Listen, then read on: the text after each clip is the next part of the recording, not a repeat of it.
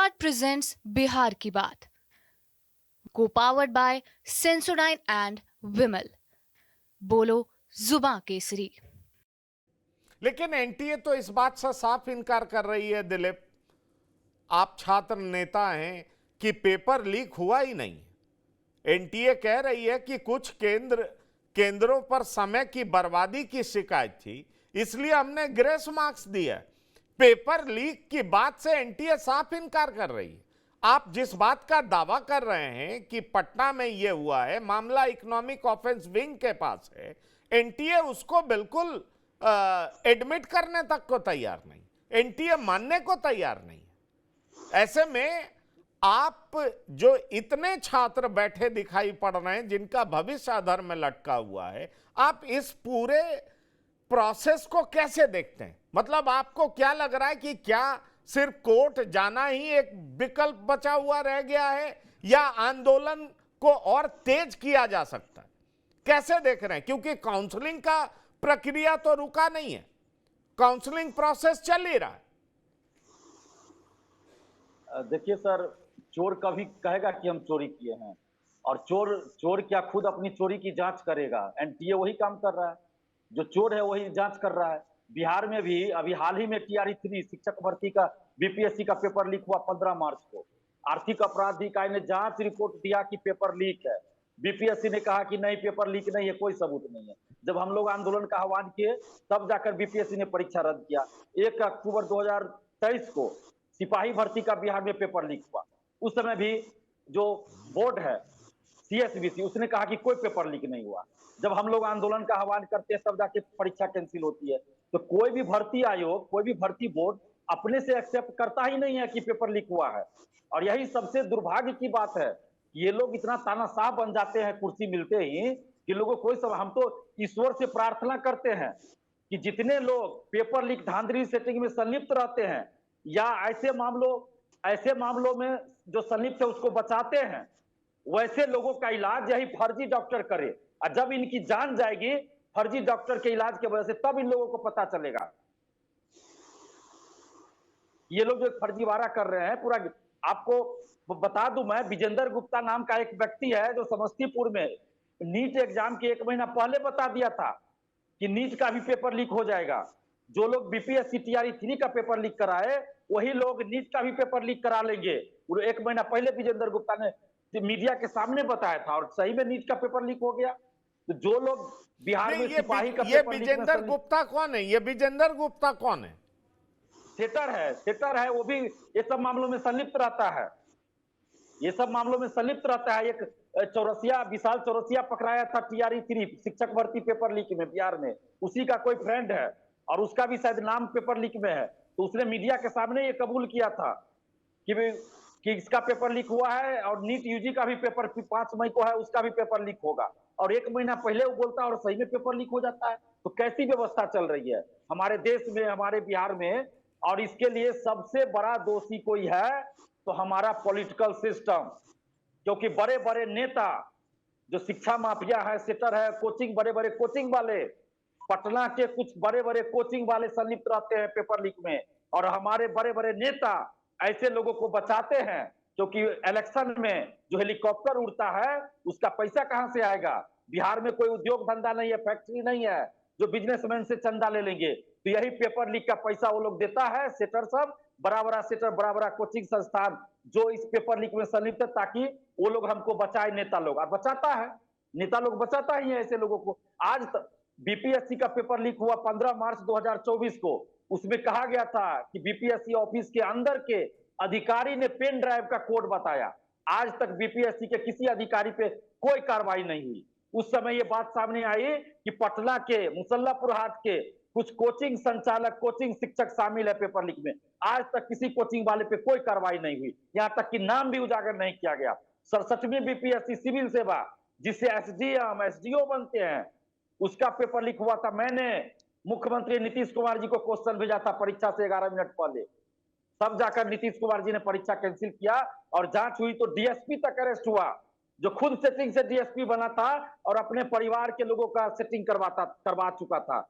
और यह भी खुलासा हुआ था आर्थिक अपराध इकाई की जांच में कि बीपीएससी ऑफिस के अंदर से ओएमआर सीट बाहर ले जाकर रखवाई जाती है, मेंस की कॉपियां बाहर ले जाकर लिखवाई जाती है। लेकिन आश्चर्य की बात है कि आज तक किसी अधिकारी, किसी कर्मचारी पे बीपीएससी में कोई कार्रवाई नहीं हुई। यानी कि बीपीएससी ऑफिस के अंदर से कॉपी बाहर कैसे चला गया?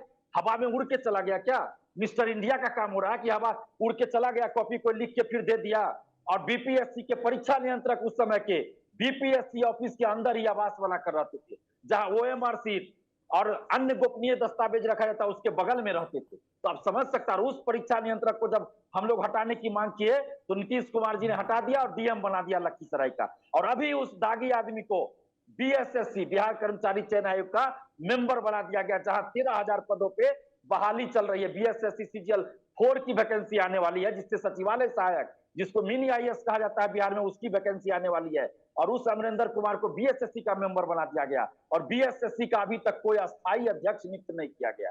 तो इरादा तो साफ झलक रहा है। और हमारे बिहार में शिक्षा माफियाओं को, सेटर को, बड़ा बड़ा सेटर को लोकसभा विधानसभा का टिकट मिलता है, पैसा के बल पर उनको हमारे नेता टिकट देते हैं, टिकट। अब बताइए कैसे पेपर लीक और धांधली सेटिंग रोक सकता है? कोई नहीं रोक सकता पेपर लीक और धांधली सेटिंग। मैं बार बार कह रहा हूं, नरेंद्र मोदी जी कानून बना दिए, जनवरी में ही ये कानून पारित हुआ है, पेपर लीक और धांधली सेटिंग के खिलाफ कठोर कार्रवाई का कानून। लेकिन आज देश के प्रधानमंत्री है, तीसरी बार ऐतिहासिक रूप से बने हैं, क्या वो ऐतिहासिक काम करेंगे कि उस कानून को इस पेपर लीक और धांधली सेटिंग में संलिप्त लोगों पे लागू करेंगे और सीबीआई जांच करवाएंगे? नहीं करवाएंगे। क्यों चुप है देश के प्रधानमंत्री आज?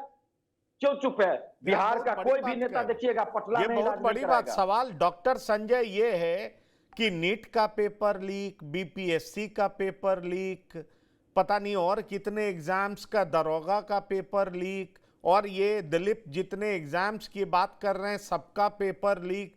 तो फिर ये इतने सारे स्टूडेंट्स, लाखों करोड़ों की संख्या में जो एग्जाम्स के लिए प्रिपेयर करते हैं, उनके प्रिपरेशन का मतलब क्या रह जाता है? क्या मतलब है उनके प्रिपरेशन का? सवाल यह उठता है कि अगर हर एग्जाम का पेपर ही लीक हो जा रहा है तो फिर सारे सिस्टम फेल हो रहे हैं। बीपीएससी का पेपर लीक मतलब बीपीएससी फेल, नीट का पेपर लीक मतलब एनटीए फेल। सवाल यह उठ रहा है कि फिर ये एजेंसी जो एग्जाम कंडक्ट कराती है वो फिर कहां सफल रह पा रही है और इसके लिए जिम्मेदार है कौन?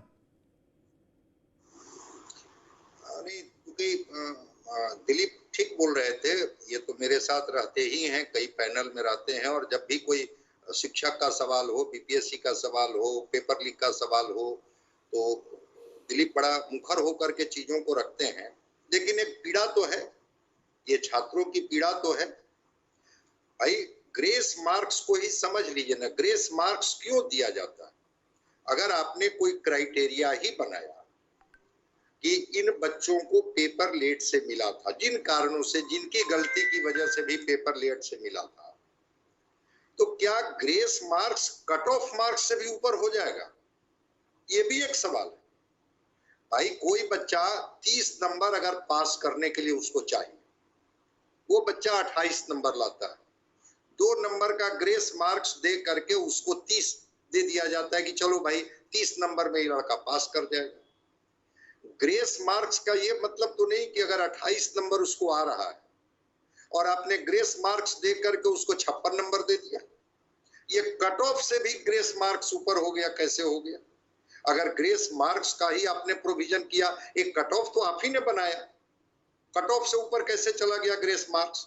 ये भी अपने आप में सवाल है।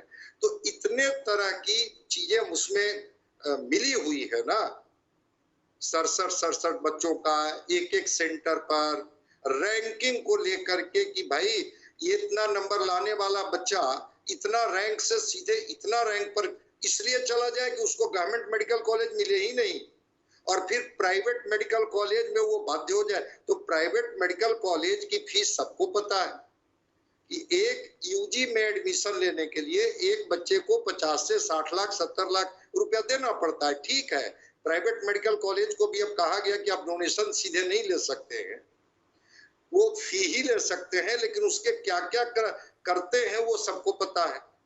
तो ये जो चीजें हैं, पेपर लीक का सवाल, जिस तरह से आप स्टेटिस्टिकल एरर आप में दिख रहा है, ग्रेस मार्क्स के आड़ में आप कह रहे हैं कि सारी अनियमितता इस वजह से हुई। शुरू में तो आपने नहीं कहा, जब हाई कोर्ट इंटरवेन करती है तब जाकर के ग्रेस मार्क्स वाली बात आती है। हाई कोर्ट के इंटरफेरेंस के पहले तो इस तरह की बात ही नहीं कर रही है। हाई कोर्ट के इंटरफेरेंस के बाद कहती है कि हाँ, इतने सेंटर पर परीक्षा लेट हुई थी इसलिए हमने ग्रेस मार्क्स दिया है, जिसकी वजह से ऐसा हो रहा है।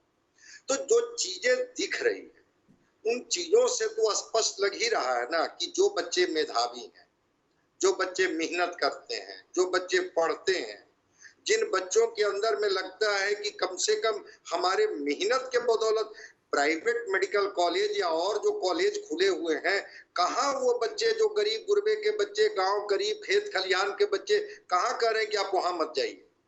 लेकिन वो सरकारी मेडिकल कॉलेज में 2-2 साल, 3-3 साल, 4-4 साल प्रयास करते हैं कि हमको कोई गवर्नमेंट मेडिकल कॉलेज मिल जाए। ठीक है, कुछ बच्चे ऐसे भी हैं जो फर्स्ट अटेम्प्ट में या दूसरे अटेम्प्ट में भी क्वालिफाई कर जाते हैं, अच्छे नंबर उनको आ जाते हैं। लेकिन बहुत लड़के जो पूरा 3-4 साल जो उनका जीवन का होता है पूरा निचोड़ दिया जाता है, और जब परिणाम आता है तो इस तरह की जब चीजें होती है तो ये तो सही बोल रहे थे दिलीप कि ये पीड़ा तो बिहार की पीड़ा नहीं ना है, ये पीड़ा तो देश की पीड़ा है।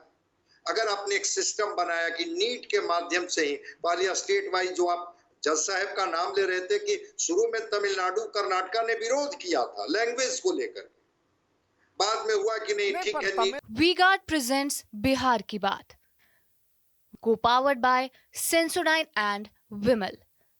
बोलो जुबां केसरी।